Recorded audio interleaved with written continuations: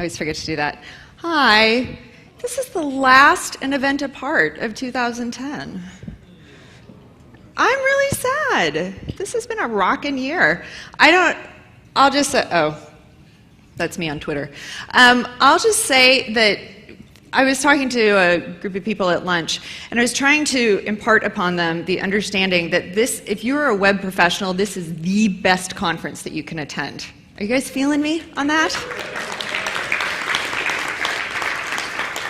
Also, what you guys need to know is that as a speaker, being on this stage with the other folks that appear on this stage is like career milestone up here. Seriously, the level of respect that I have for the folks that I've been sharing the stage with over the past year is high. I also want to point out to you guys that most of those people are sitting in the back of the room right now. This is the only conference I speak at where other speakers sit in the room to support each other through the whole thing. So, thanks you guys. You're awesome.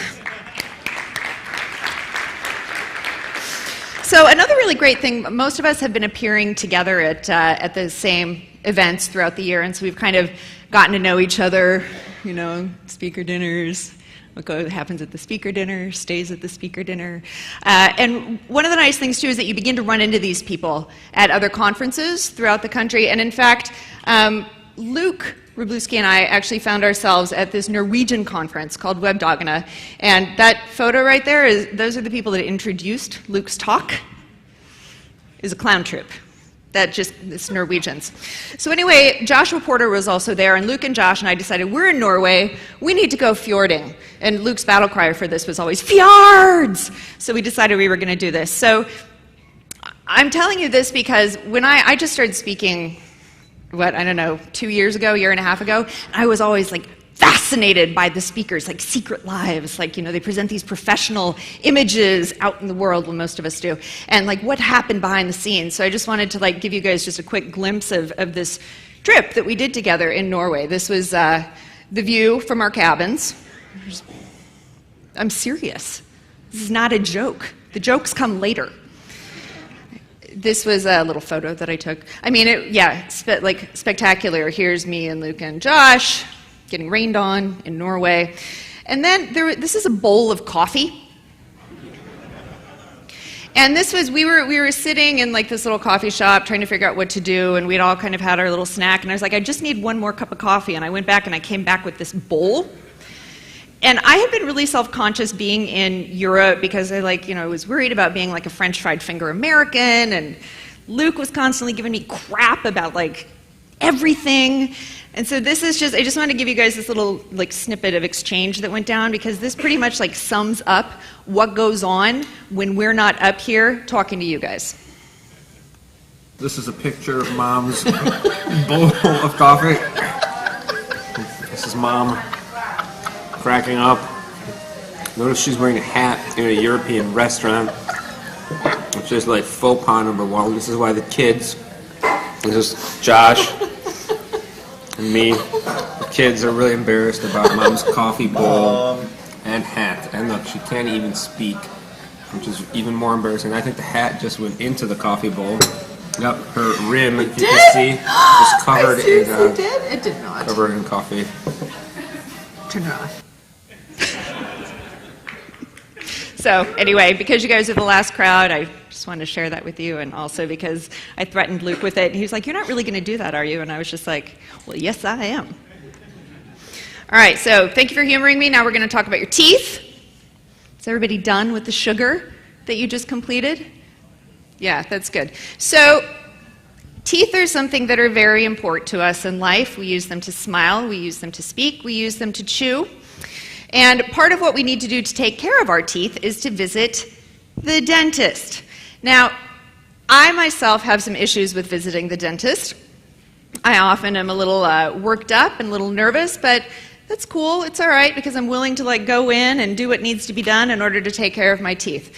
So at some point, all of us as adults probably need to choose a dentist, right? Like some of us have dentists that we've been going to since we were kids, and that's fine. But at some point you need to figure out who your next dentist is going to be. And this is a little bit of a touchy subject, right? Because you're going to have a pretty personal relationship with this person. This is somebody who's going to like have their hands in your mouth, right? So typically the first thing that we do when we need to seek out sort of healthcare or personal services is we go to our friends and our family members, and we ask them for referrals. So let's say that you're at a party, and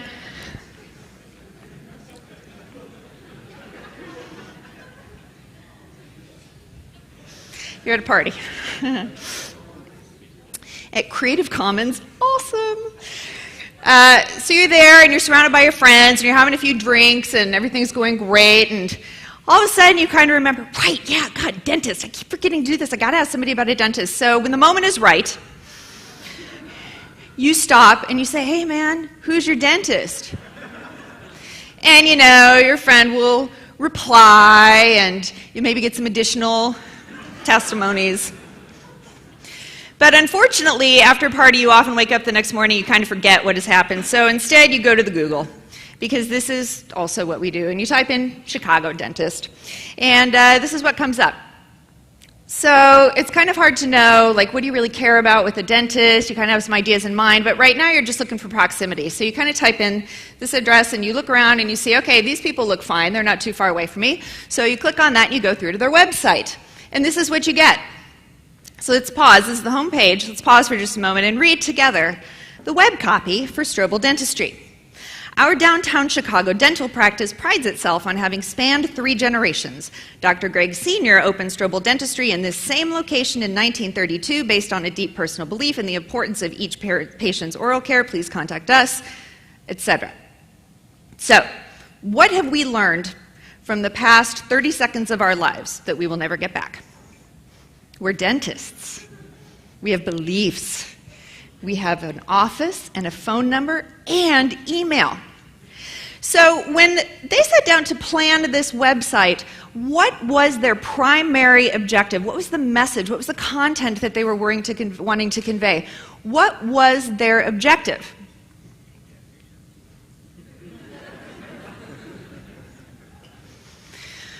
Okay, so that was not compelling to you. You go back, you click back again, and you kind of are glancing, and you're like, okay, well, Big Smile Dental. Let's take a look. That sounds promising, casual, friendly.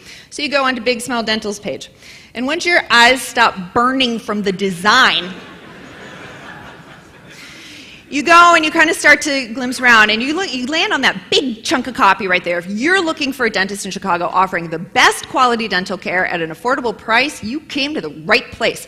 And then you kind of start glancing through Smile Makeover, porcelain veneers, Invisalign, invisible braces, whiter teeth, etc. And you're kind of glancing through, and you know, you're like, well, yeah, maybe these people are kind of more telling me the story of what it is that they can do, right? So what's happening here is that with this copy, they're beginning to sort of reflect back to their target customers or patients the things that are important to those folks. So these are the things that are being highlighted and sort of the voice and tone that's being set. And so in other words, this is more the message that you're getting. The design might suck, but the copy is at least something that you're interested in and not telling about Dr. Greg Sr. and their commitment to your oral health. So what happens here? When we sit down to create our content about our products, about our services, even support content, search results, all of these things, these are the things that we typically want to talk about. Just like a dentist, we want to talk about what we do. Cleanings, root canals, oral cancer screening. And you know, I'm sorry, but when this guy is thinking about choosing a dentist, what he is not saying to himself is, I really need to find a dentist who's going to be sure to do that oral care screening for me. This is not what's on his mind. What's on his mind is that he wants to feel safe when he goes in to see that dentist. He doesn't want to hurt. He wants to save money. He wants it to be close by and convenient. He wants to keep his teeth, have a great smile, and he wants his time to be well used. He doesn't want to have to wait. He wants to go in, get it done, get it over with, and leave. Okay? So when we are thinking about the content that we're going to be delivering to our users, when we are thinking about that core message, we think about it in design. We think about it in our user experience. What is it that people want? What is going to help people find stuff? What will help people act? We're starting with the user. So why is it that when we begin to plan and think about our content, we so often are starting just with ourselves? and with our own story. So I'm going to take a step back and talk to you for a second about something that I'm a big fan of, which is called content strategy. So content strategy has been around for years. Some publishers would say it's been around for centuries. But weirdly, it's nothing that we've really been talking about within the web professional community for a really long time. The conversation is finally beginning to emerge. There are a lot of different, people are kind of tangling over the definition, which is fine. I like to just kind of keep things simple, so this is how I tend to talk about content strategy. As the activity of strategically considering and planning for your content, the entire life cycle. Who's going to own it, who's going to take care of it, etc. So when we're talking about content, we're sort of talking about the stuff that you find online, all of it, and also the data and the stuff behind the scenes that actually makes that content work, makes it go, makes it findable, right? I tend to talk about text a lot when I'm talking about content, because so often when we're thinking about text, what we're thinking about is an H1, H2, H3, right? What's going to fill in those templates for us? Or what are the questions that we need to have answered according to, our director or manager, etc. But the thing is, we so often forget about all this other stuff. And this is the stuff that makes us work over the weekend. This is the stuff that makes our developer teams want to tear their hair out, because nobody ever asked these questions or delivered this content. And so it ends up being an 11th hour fire drill every time. So when we talk about strategy, there's like yet another, who loves having the strategy versus tactics debate? Anyone? Oh, really?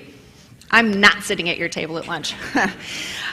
So when I talk about strategy, I really do like to talk about it actively as a plan, so that we're not just talking about high-level strategic thinking or strategic vision. Yes, that's important, but a strategy without a plan is useless, right? I can deliver strategies all day long, but if you can't actually do it and implement it, then at the end of the day, it was just kind of a nice idea.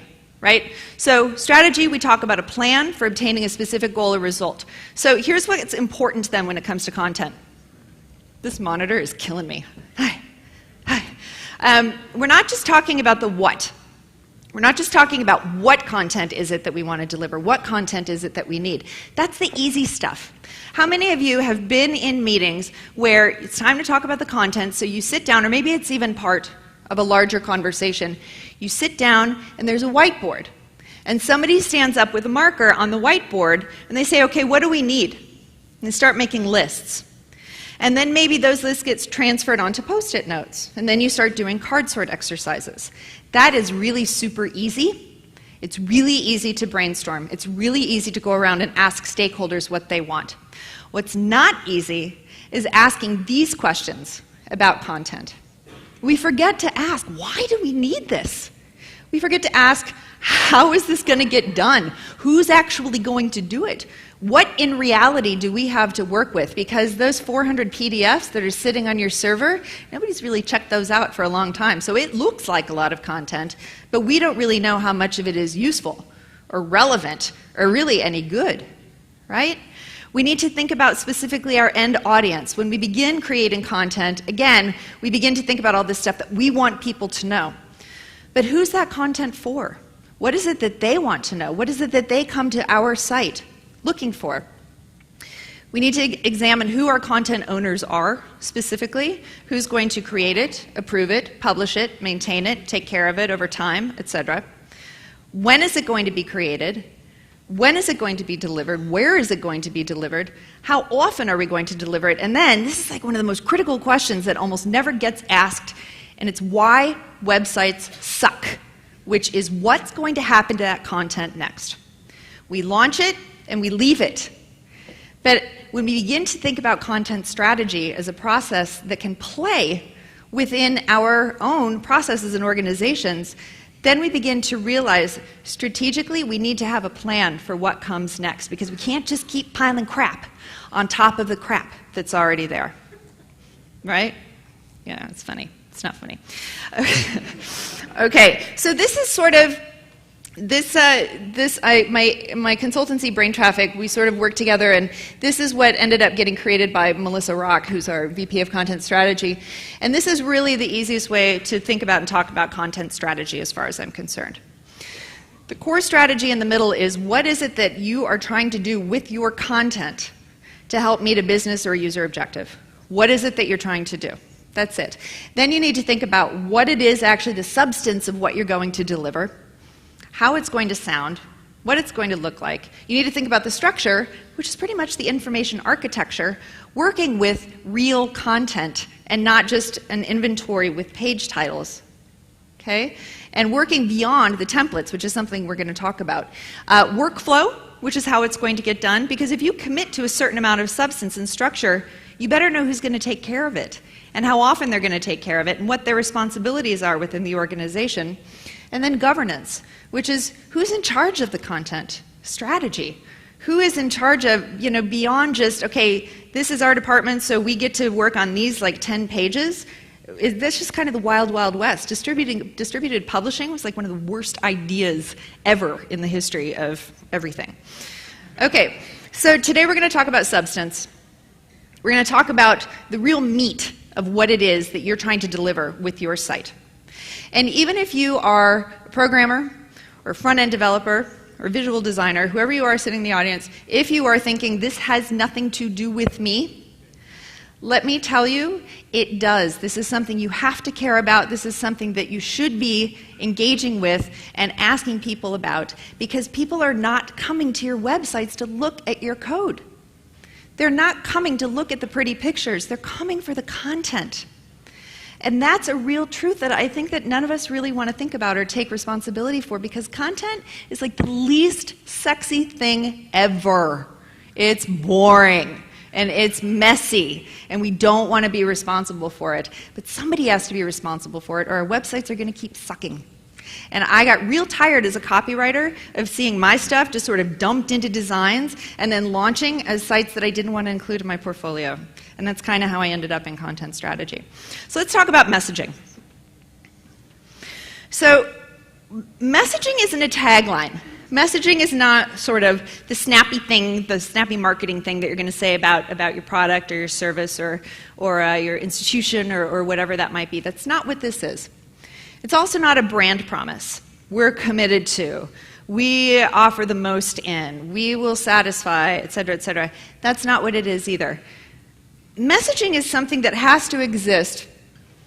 It has to be this overarching understanding and these key messaging components or messaging architecture that are clearly understood by and ascribed to by your entire organization. Is everybody going to care about this? No. Is it really, really helpful when you begin to look out and plan for content in terms of creating consistent content over time, having something as a benchmark when you're thinking about creating additional content? Yes, it's an incredible tool, and it can apply on even the smallest initiatives. So this is the messaging pyramid. And you'll see up at the top we have a call to action. And again, whether you're in a for-profit or a non-profit organization, we all want people to do stuff. We don't want them to call, or we don't want them to call our support center. We do want them to sign up. We do want them to request an appointment. We do want them to convert, etc. So our content is there to persuade and to provide confidence and to inspire trust and to drive people to convert and to have that call to action. Okay? So that first second impression, this is not going to be your content. This is your back-end code and your design. Because when people show up at that site, Luke was saying, however long it takes to load, however clean and calming and sort of sensible your design is, whether it's on the home page or any other entry point, those things are what will form that second impression. How easy it was they were able to find you online. So, but what happens next? What happens next is that their eyes start to travel, and they're looking for content. And so within those first 10 seconds, they really need to understand the core of whatever your messaging is.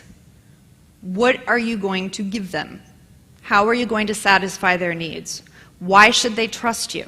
Who are you, and why do you exist? Now, if you're lucky enough to keep them around for 2 whole minutes, then you can get into your secondary messaging. And basically, the secondary messaging is content that is going to flow from that core message. Okay? Now again, we want to try to have, and if you're in a gigantic enterprise, you're not going to have one primary message that completely feeds into all of your content. Right? If you're in a university, you're not going to have one primary. Your university's mission is not going to necessarily drive all the content. Your university's mission, your mission statement in general, in fact, people don't care about. So let's get those off the homepage. Okay? Can we do that? Because they don't care about what you're committed to, right? They care about what you can do for them. So all of these pieces, your first primary message, there's 3 to 6 secondary messages, and then all the thousands of details, which is what we call our pages and our content modules, and all of the other stuff that they dig into once they decide they want to stick around for a little while. All of those things can and should be feeding into a call to action. And all that is helping meet a business objective or satisfying your user. Think just for a second about your site, your current site or your current content that you're working with. And how much of that actually does that? How much of it is actually helping your organization achieve its goals? How much of it do users actually want or care about? And how much of it is just getting in the way? So messaging can help focus that conversation. So let's take a look at what this looks like. Okay, we're going to talk about this guy, an Awesome Co. So Awesome Co needs to figure out its messaging strategy.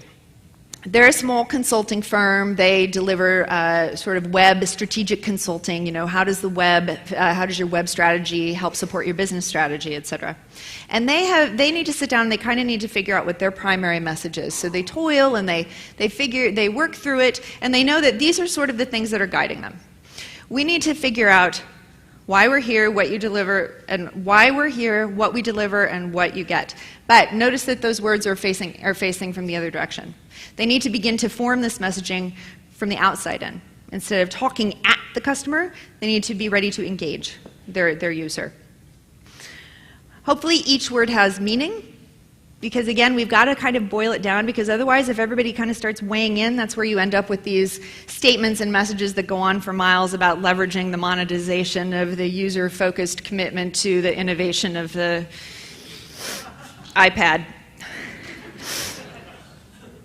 And again, all other messages are born from this one. We want it to be somewhat recognizable and memorable for the folks who are working on the web team. So, here's what they came up with.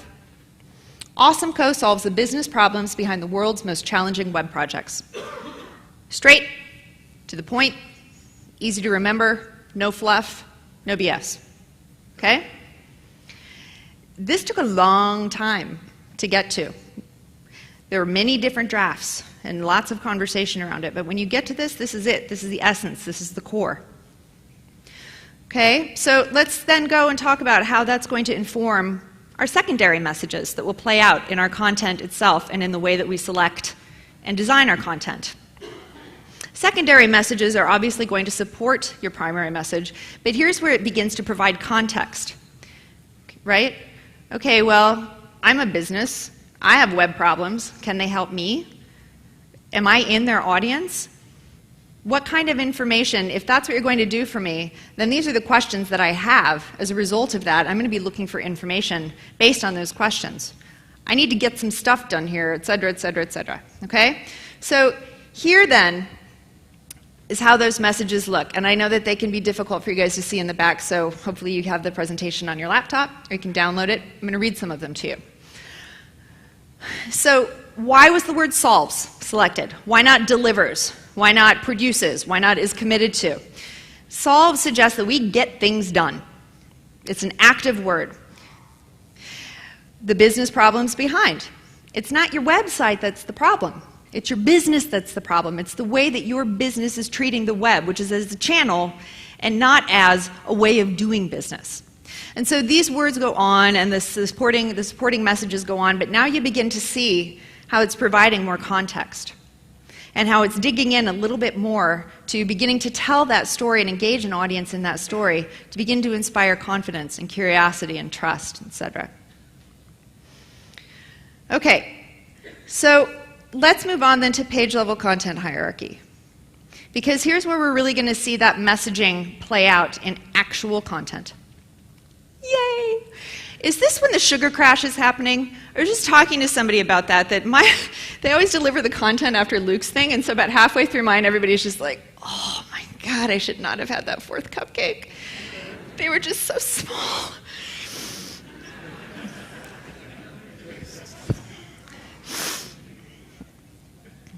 Okay, so then we start talking about those thousands of details. And we were talking about the details, we're going to be delivering those in pages, or in content modules, or in, search databases, or PDFs, or however else we might be delivering information via our site experiences. So here are some examples of what we might be thinking about here. Types of content, and we're going to talk a little bit about us, about that page, because all of us have an about us. We all have an about us. That's oftentimes where organizations are like, oh my God, we have to redo all the content on our website. Let's start with about us, which nobody ever reads. I don't get it. All right, so this is a page template. You all know what a page template is. This is what it looks like. You have a page title. You have a lot of lorem ipsum. You have a section title and some links. This is going to be really flexible. This is going to really help our content owners and producers and writers. It's going to give them a lot of space and sort of flexibility and a nice context in which to deliver their content. Okay? When I sit down, if I'm going to write an About Us page and I'm a writer, and this is what I have, and I have sales brochures, I have the copy on the website that was created 4 years ago by an intern. I have the CMO, yakking at me over here. I've got the other people in marketing, she doesn't know what she's talking about. This is what you really need to say. And I'm taking in all this information, and I sit down to write. Where do I start? I have the message, but do I start the way that Strobel Dentistry started? Our organization was founded in 1981 with an idea that we could blah, blah, blah. Or our 2 leaders are world recognized in blah, blah, blah. Or, based in our super hip downtown location where we all ride scooters around the office. I mean, where do I start? Right? So this is where the idea of page tables comes in. Page tables, it's really, do I have any writers here? People who actually are responsible for creating content? Jeffrey, thank you. A few others. Okay, great. This is the most exciting, joyful, happiness-inducing thing that you could ever begin to deliver to people who are creating the content that people are coming to your site for. Because what this gives them is an actual roadmap for how they need to be talking about whatever it is that we've asked them to talk about, or whatever it is that we've decided they should talk about, or whatever it is that our audiences want to know. So it's not only going to provide those boxes, hopefully it's not going to deliver any lorem ipsum. But what it is going to do is it's going to provide guidelines for the kinds of content you're going to create. It's also going to give you the implications of what that content is. If you commit to this page on which we are featuring 8 case studies, what that means is that you are going to need to refresh those case studies X number of times a year before people are like, don't these people ever do any work? Right? You're going to need to even say, legal has not approved, or all 8 case studies have not been identified, and so no matter how happy those 8 boxes look on the page, if you commit to this, this is what needs to happen. It also is an opportunity for you to ask questions, open-ended questions, like who the hell is going to do this, for example? Or I asked for this 6 weeks ago at the beginning of the project, here it is, where is it? Okay? As well as open questions for the tech team. How is it that you would like us to be tagging these? How is it, after these happen, are we going to create an archives? How's that going to be managed? Where's that going to live? How will that be handled in search results, etc.? So, this stuff on the right is your page table. This stuff on the left is sort of helping visualize it within the page template. So let's break this down for just a second. Page objective. Oh, so much more than just a title, history, mission, leadership. This explains what we want this page to do and why we're including it here. And if you can't come up with a page objective, you probably don't want to include that page. Okay? I mean, one of the best examples, we're working on a website right now where it's like they have leadership, right? It's like a Fortune 50 website. They have leadership, and then they have like 30 different leadership, photos, and then each photo has links to about, bio, and accomplishments or something. So there's a photo, but each photo links off to 3 different pages because that's what was spec'd. But you go into those 3 pages and you're just like, why are these not just all on the same page? Because nobody made a page table to say people are coming here to learn about this person. They really should only have to go to one place and not have to click 6 times to get that information. It also lists source material. And this is source material that somebody has actually looked at and read. We had another client who came to us and wanted to be the next WebMD. And even after we told them there's already a WebMD, they didn't care. And they said, we've got a ton of content. We're going to start with these 400 PDFs. And so we know it's all there. You're just going to need to go through it and decide what to, how to prioritize it. Once we were done with messaging, once we were done with high-level content recommendations and high-level IA, we dug into that content and we came back to them and we said, you've got 32 PDFs that we can use. And the rest of them are either redundant or they're outdated or they're trivial and we don't need them. And then there was a fire drill from hell. So that's why it's important to actually assign somebody to really look at the source content, because then you know exactly where to point your content owners. And then maintenance. Again, if we create this content, what's going to happen to it next? That can be very eye-opening for a lot of folks. And now we have key page messages. So this is, if somebody glances at this page for 10 seconds, this is what they better come away with. Are these key messages about our organization? And then we have our priorities. This is not something that needs to be perfectly wordsmithed. This is something that can be a little bit of just a brain dump, but from a strategic standpoint, a storytelling standpoint, so that somebody who knows and owns the messaging can actually help the writer understand, here's the arc of this story. Here's what people need to read first. Here's how we're going to maybe break this down, because these are the subheads that people are curious about. And so even if they just read those 4 subheads, we will have accomplished our page objectives. This is awesome. This is gold for a content creator. And then this is sort of how it plays out. It's not super fancy, it's not super sexy, but it gets the job done in the way that it should. So one other thing that I should say, I did early on, I was doing a webinar for somebody, and one of the first questions that was asked was, do I need to create these for every single page of my site? No, you don't need to. You don't need to create a page table for every page. You do probably want to create them for key pages, though. If they're key landing pages that you're driving people to. Check out your analytics, check out your data, see where people are going, see where they're first arriving, see where it is that they're navigating to. Those are pages that you really want to be sure that you are nailing your page objective based on the content and the story that you're telling. So let's talk about how messaging plays out across your sites. More sugar, Ben & Jerry's. I got to present this before lunch one time, and at about this point in the presentation, the feed just like devolved into, oh my God, I love Heath Park Crunch. It just, like, there was nothing left.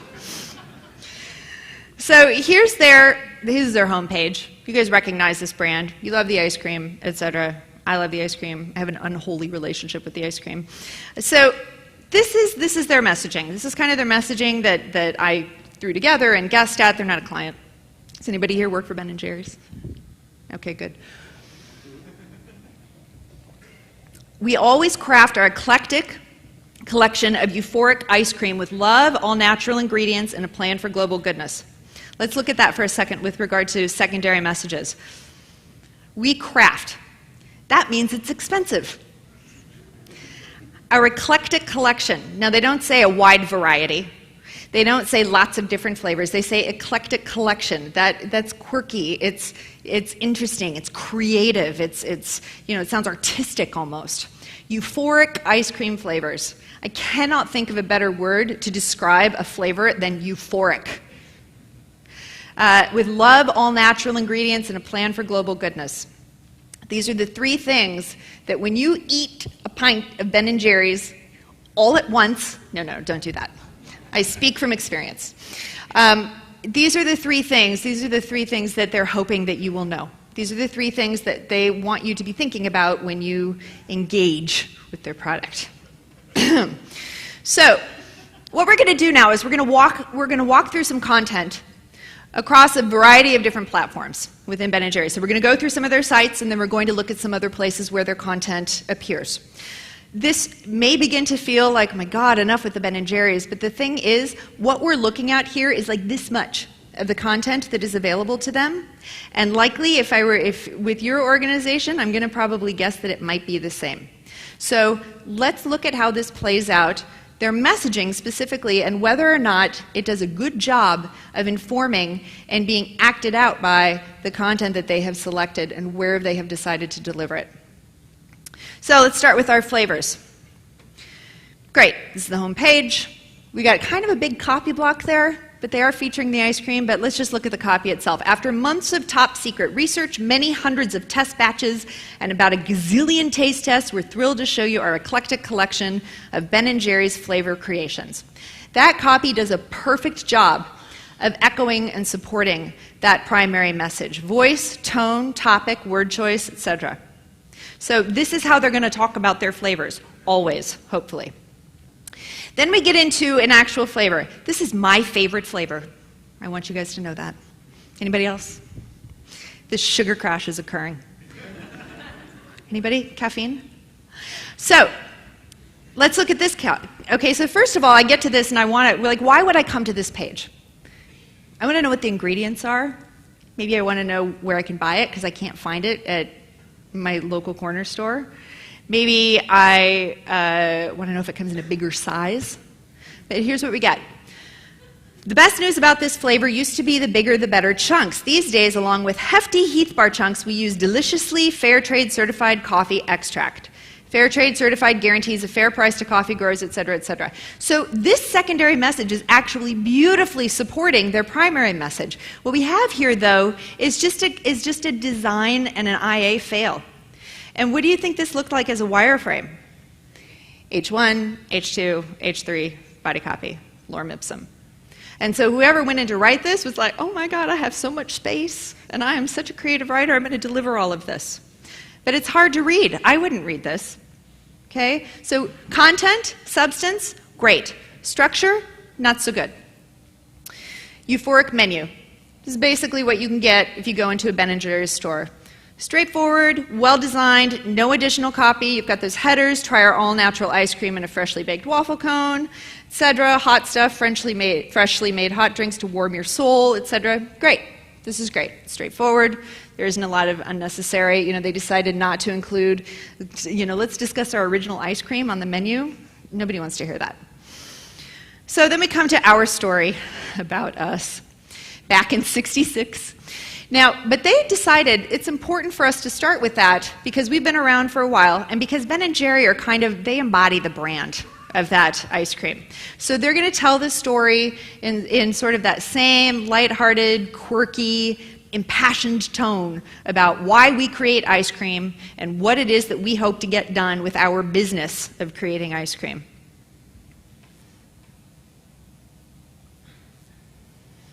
We move on to Flavor Gurus, which is kind of a microsite that they were advertising for a while. The Flavor Gurus make tempting your taste buds their business. So, it's not the ice cream manufacturers, it's the Flavor Gurus, and so that's good. They're kind of casting, creating a character to kind of support and act out that message. Even their little press release section. Come on in, pull up a chair, and get comfortable as you check out. Key coverage, cyper clips, and press releases aplenty. They could have thrown this copy away. This could have just been 4-hour media center, please contact, etc., etc. But instead, they kind of gave it that little voice, that little Ben & Jerry's. So no matter where you're looking throughout the site, you're going to come across little, nuggets of joy like this, just to say, oh, Ben & Jerry's, you're so quirky. This is their European site, kind of the same thing, to celebrate that Ben & Jerry's has committed in going 100% fair trade. We're giving away a jungle. So this is, again, click to win, the talking cow. This is all fine. And this is copy that was created with the designer. This was copy that was actually delivered as part of the design. And I can tell because there's not a whole lot of extra stuff going on there. And because things like character count and heading size and, meaning that every ingredient that can be fair trade will be fair trade, little tiny disclaimer down there. All of these things were thought out by a content owner, creator, and a designer. Now we get to the Contact Us page. Welcome to our Consumer Assistant page. We at Ben & Jerry's are committed to ensuring that our customers receive answers to their questions and that they enjoy trouble-free use of our products. Run. The fastest and easiest way to find an answer to your question is to browse our frequently asked questions database. Great. And then they tell us how to contact them online. A lot of different links with a lot of different questions, which should have been answered by the name of the links. But again, somebody delivered a template or a wireframe that said this needs links. So let's go ahead and dig into their FAQ database real quick just to see what we can find. And this is what we find. Please reread the message up there. This is like rogue department that marketing and branding have forgotten about. They live in a cave somewhere. So let's go ahead and ask a question. Why is your ice cream so expensive? Our product is expensive because of the high quality and quantity of the ingredients we use and because it is very labor intensive to make. We will make every effort to keep the price we charge distributors to that of an affordable luxury. Wow. Why hasn't anybody fixed this? No, because it's just help content. And the agencies don't want to deal with help content. And marketing doesn't want to deal with help content. And so whoever is left to deal with help content, even though they are so passionate about it and want to get those questions answered, does not have any idea about primary messaging and cannot write in the Ben & Jerry's voice. Is it that writer's fault? No. It's because whoever is trying to own the content strategy for Ben & Jerry's doesn't think the help content really should matter. They don't see it as a part of their branded content, and that is a huge mistake. Because if I have a question and I get to help, you damn well better be there for me just the same way that you were throughout the rest of your super fun and happy and euphoric site. Okay? Then we get to their activism section. To operate the company in a way that actively recognizes the central role that businesses play in society by initiating innovative ways to improve the quality of life locally, nationally, and internationally. This is their mission statement. This is what they deliver when they're looking for grants or when they want to partner with other foundations. But this is what you get when you land on this page, looking for information about how Ben & Jerry's is out there trying to save the world. I couldn't read this. I went back to this 3 times and I kept going, where are the flavors again? Ooh, look at that big waffle cone. And it just goes on. It just goes on. And again, we had the nice design for the mission statement, and then we had room for copy. And it's not good copy.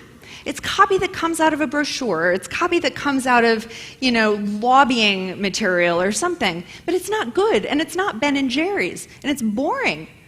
And I don't understand then, why is it that what you deliver to me in ice cream has nothing to do with your plan for global goodness, because clearly whoever wrote this is wearing a suit and does not talk to the cows. So let's talk a little bit about cross-channel consistency. When I looked up Ben & Jerry's on Facebook, this is what I came across. And this page had 21,000 fans, which I thought, wow, I would have thought that Ben & Jerry's had more fans, but still 21,000 people. I mean, that's more than a foot, that's big, that's big. So I looked at this and I realized that the last time it had been updated was March 7th of 2009. And I also, Ben & Jerry's, oh, yum, I love that kind of cookie and cookie dough. Spelled like that? This is not, I was really confused about what this was. And what this was like a fan site that Ben & Jerry's hadn't sort of tracked down and maybe engaged that fan to sort of say, thank you for doing this. This is like the 101 of social media conversation. And so what had happened is that this fell off their radar to the point that it's damaging them on Facebook, and it's the first thing that comes up. So this is an example of content gone awry. User-generated content. And granted, if you're Ben & Jerry's, you're not going to be able to track down all of the user-generated content everywhere. But on Facebook, for the first results that come up, this is something that needs to be on their radar. Yes. So then I just want to say that I did go to and found actually the real Ben & Jerry's site that has like 1 million people who like it, and this was much better. So they were, introducing berry voluntary, a new flavor at Target, etc. Want a free pint? Here's the link to sign up to volunteer. What's wrong with that? How far do you have to read to get to want a free pint? That's my call to action right there. And it's Facebook, which means that you have about 0.5 seconds of my attention before I'm going to go check out my wall again. Okay? So this is like an isolated effort. Social media isn't something that's considered necessarily part of our user experience strategy or our content strategy. It's over here and we're waiting for it to go away. It's not going to go away. A lot of organizations I know are waiting for their social media people to go away. So pay attention. Pay attention to Facebook. Pay attention to Twitter. This is the Ben & Jerry's account when you do @Ben & Jerry's that comes up. And it's being run by someone who I'm pretty sure is an intern out of their London office. And did I take a picture of it? I don't know if I did. So it's, all of the tweets are like, what's your favorite flavor? And, ooh, I love that chocolate chip cookie dough, and kind of responding to other people with these other meaningless comments. And there's nothing happening in this feed. It's not really doing a great job of announcing events or of driving people to promotions or offering coupons or anything. It's an isolated effort that, yeah, it should live in marketing, but it also needs to be considered by user experience, because guess what? People are clicking through on links from this content and coming to you. And so beginning to think about that the stuff that you're working on actually lives within sort of this ecosystem of content and of platforms. Your content is like this living thing, and it's being impacted and it's being arrived at by from all different places. And to be kind of aware of what's going on out there is really, really helpful just when you're thinking about what your next initiatives should be when it comes to your content. Oh, what I was going to say, I actually have to go find it. Somebody was like, oh, Halverson is ripping on Ben & Jerry's Twitter feed. And literally, like the next thing that came up from Ben & Jerry's was, Halverson, what's your favorite flavor? So here's Ben & Jerry's Google. This is the first thing that comes up for Ben & Jerry's on Google. The people that are working on tagging and on SEO and things like that are looking for ranking. They're looking for eyeballs, etc.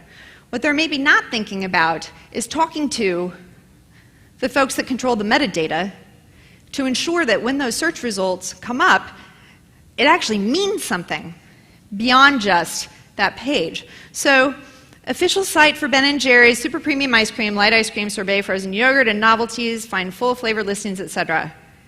This is not the kind of welcome I want from Ben & Jerry's. I see why it's there. I see why the keywords are there, but what else could they have done differently? Because they're beginning the conversation with me right now, the minute that they come up on Google. So again, if you touch metadata, if you touch page descriptions, if you get handed content with no page descriptions and just plug it in and then they're just picking up those first few words, it's a lost opportunity for us as an organization and for our sites to begin to engage people immediately when they find us online. This is the other thing. Oh, result number 2. Archived or deleted file that was still showing up in the search logs. Why? Because it hadn't been pulled appropriately. It hadn't been archived appropriately. It was still the link was still floating out there, and Google was still paying attention to it. So when you're ready to archive or retire a page, that's another thing. Where else is that page linked to? And that is so easy to lose track of. But this, again, is part of why we need to be thinking about things like structure and workflow and how they relate to one another. Then they fixed it, which was nice, a little bit later. But again, no page description. This is what I get. Under flavors, euphoric flavors, handcrafted with love and goodness. So Luke's presentation, man, I tweeted this, it just keeps getting better, and I just hate him for it. It's just like, I go after him, and, you know. So anyway, so Luke did this mobile first, which is great, and he kind of based his presentation on this extraordinary article that he wrote, I think it was last year, about sort of presenting his initial case for why design for mobile first.